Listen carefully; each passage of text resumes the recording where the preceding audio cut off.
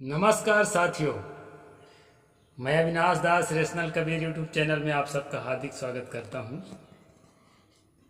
मित्रों, चैनल को अगर सब्सक्राइब नहीं किए हैं ना तो सब्सक्राइब ज़रूर करें, शेयर करें, लाइक करें और कमेंट भी लिखें। साथियों, आज एक विशेष बात को लेकर मैं आपके साथ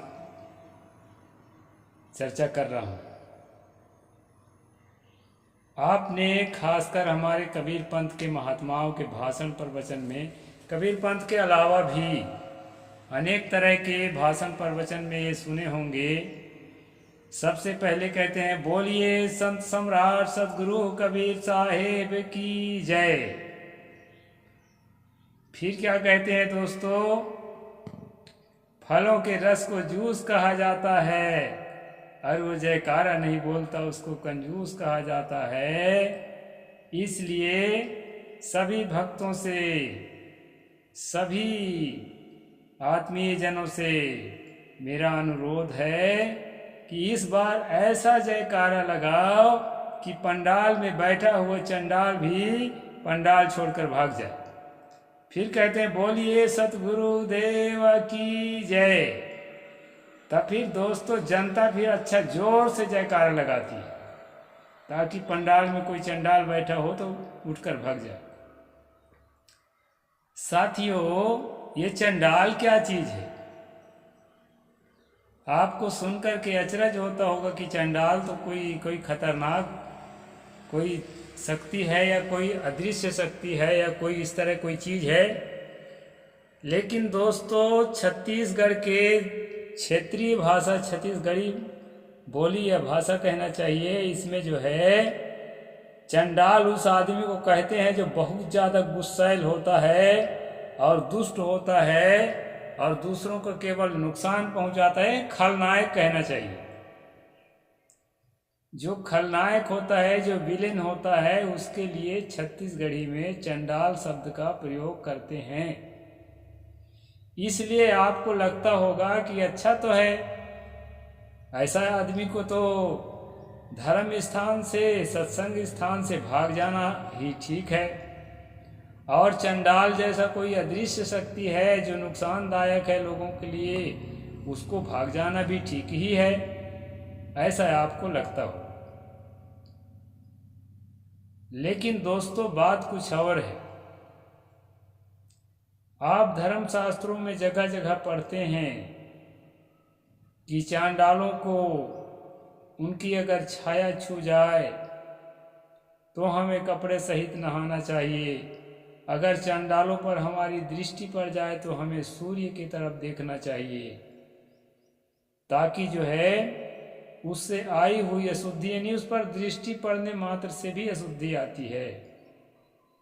इस प्रकार बहुत सारे घृणा के शब्द आप वेद शास्त्रों में पढ़ते हैं दोस्तों, स्मृतियों में पढ़ते हैं, महाकाव्यों में पढ़ते हैं।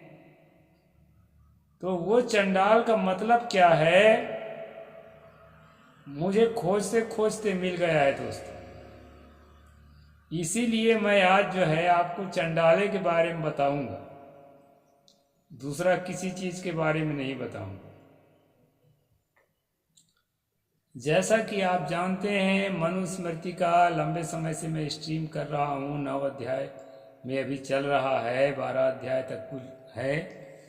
तो ये मनुस्मृति के अंदर ही है, और ये वाला प्रसंग शायद मैं आगे बढ़ चुका था और संक्षेप में चाहे बताया भी हूँ, लेकिन आज इसी पर विस्तार करने का मेरा मन हुआ है, ताकि हम ठीक से समझ लें कि चंडाल आखिर है कौन, जिसके लिए, जिसके कमर में झाड़ू बांधने की बात आई है।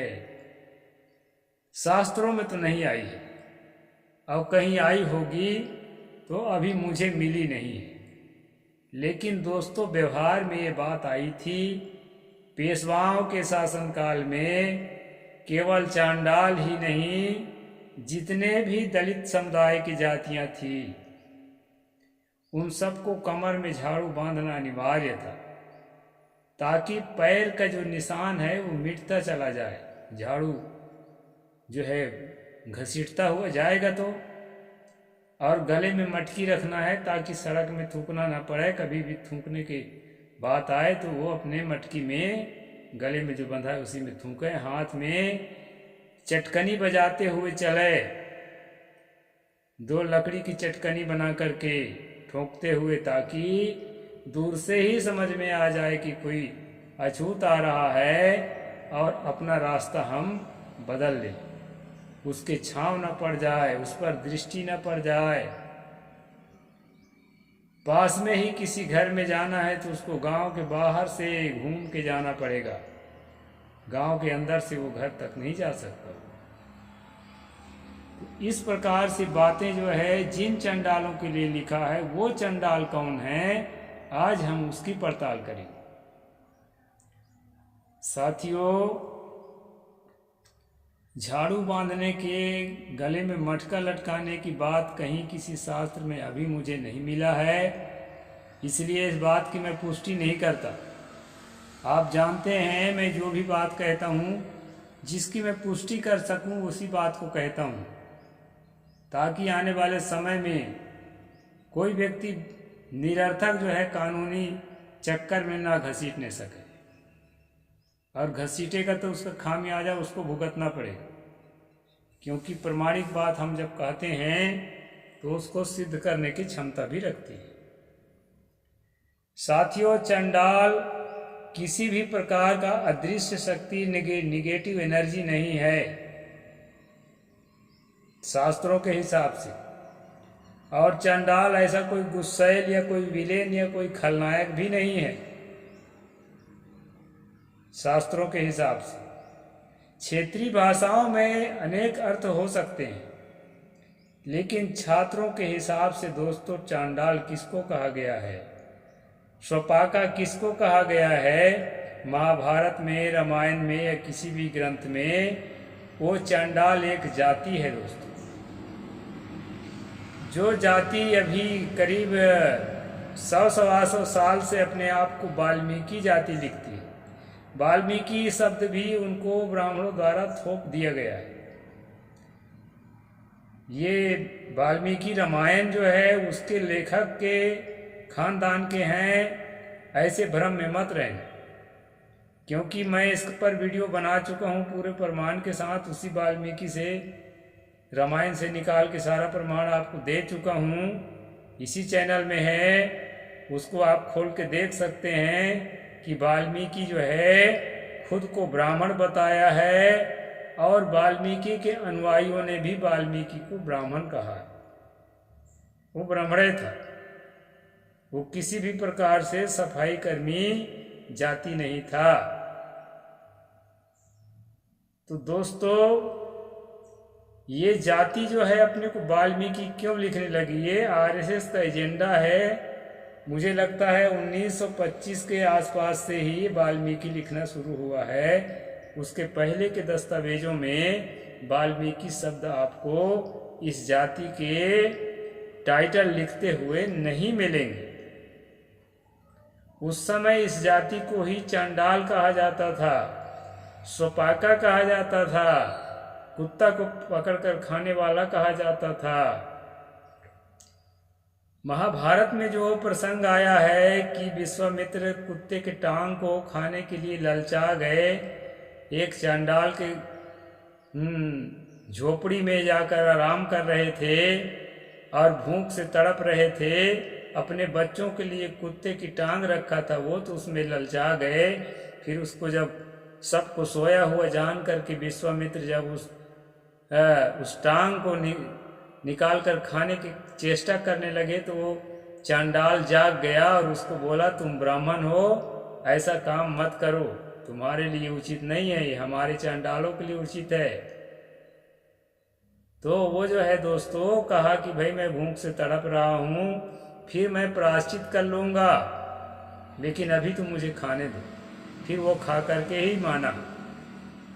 इस प्रकार के जो कहानी है, एक ऋषि और है, उस पर भी इसी तरह की कहानी, ये मनुस्मृति में भी एक जगह इन दोनों की कहानी है, उस पर शायद मैं स्ट्रीम कर चुका हूँ।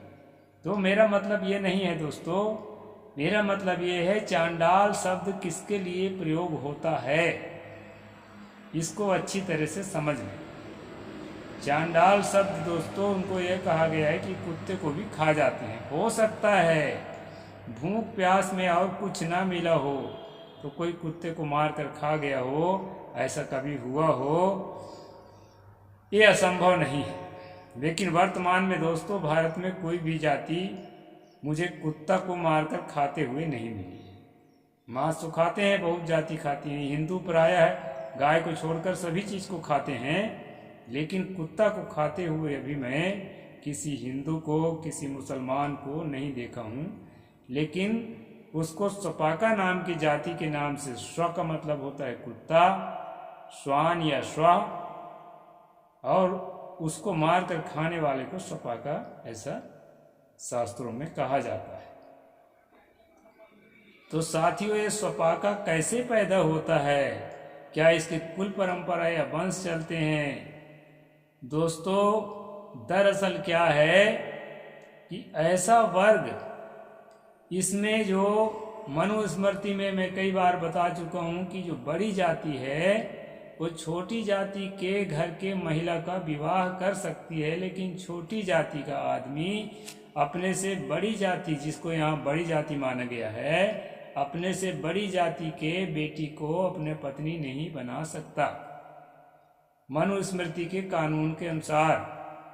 और निश्चलानंद जो शंकराचार्य हैं वो भी, उनके यूट्यूब में खंगालना, वो भी ये बात को कई बार पुष्टि किए हैं कि नीचे के 3 जाति के बेटी पर ऊपर के 3 जातियों का अधिकार होता है, और ऊपर के 3 जातियों के रोटी पर नीचे के 3 जातियों के अधिकार होता है। 3 वर्ण जाति समूह हैं, यानी क्षत्रिय, वैश्य और शूद्र, ये सबके घर के बेटी को पत्नी बना सकता है ब्राह्मण, और क्षत्रिय जो है वैश्य और शूद्र के बेटी को अपना पत्नी बना सकता है, और वैश्य जो है शूद्र और वैश्य की पत्नी अपना बना सकता है, लेकिन शूद्र केवल शूद्र के ही, यानी अपने ही जाति के वो बेटी को अपना पत्नी बना सकता है। नीचे के 3 जातियों पर ऊपर के 3 जातियों के बेटी पर अधिकार है मनुस्मृति के नियम अनुसार, इसको ध्यान रखिएगा आप लोग। और नीचे के यानी कि ऊपर के 3 जातियों पर नीचे वालों का रोटी में अधिकार है, यानी कि शूद्र जो है चारों जाति के घर रोटी खा सकता है, वैश्य जो है शूद्र को छोड़कर क्षत्रिय और ब्राह्मण के हाथ का रोटी खा सकता है, और ये क्षत्रिय जो है क्षत्रिय और ब्राह्मण के हाथ का रोटी खा सकता है, शूद्र और वैश्य के हाथ का रोटी नहीं खा सकता है, और ब्राह्मण जो है केवल ब्राह्मण के हाथ का रोटी खा सकता है बना बनाया, बाकी के घर जाएगा तो बना के खाएगा। और आप देखे भी होंगे अभी पिछली पीढ़ी तक ये बात थी। ऐसा है दोस्तों।